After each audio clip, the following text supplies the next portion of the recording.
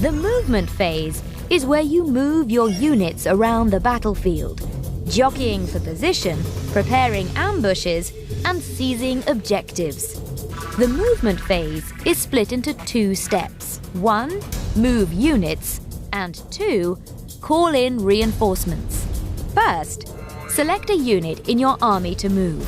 You can choose whether that unit makes a normal move, an advance, or remains stationary.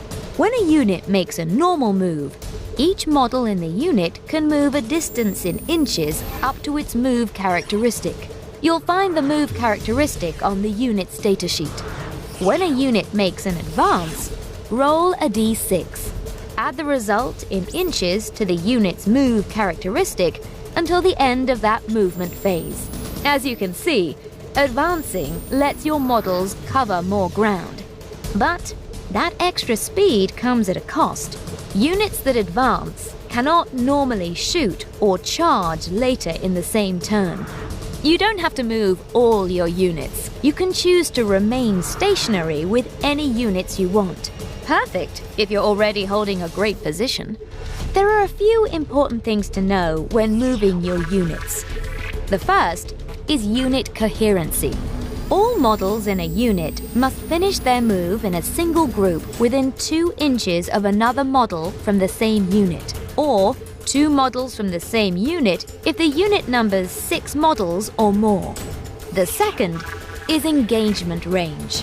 This represents the zone of threat that models present to their enemies. When making a normal move or an advance, no model can be moved within 1 inch of any enemy unit. This is known as the engagement range. Third, models can't normally move over other models. And fourth, most models can't move off the edge of the battlefield.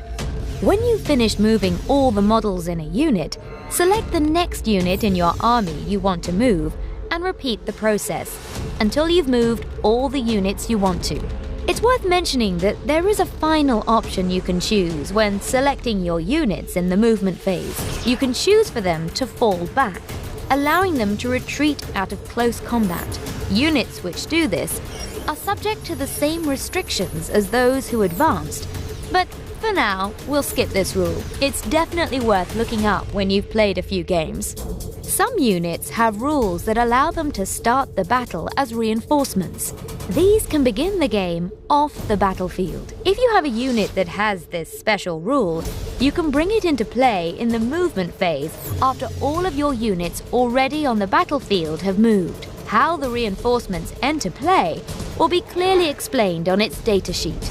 Reinforcement units always count as having moved in the turn you bring them onto the battlefield, so you can't move them any further. When you've moved all your units and brought any reinforcements into play, your movement phase is complete. It's time for the psychic phase.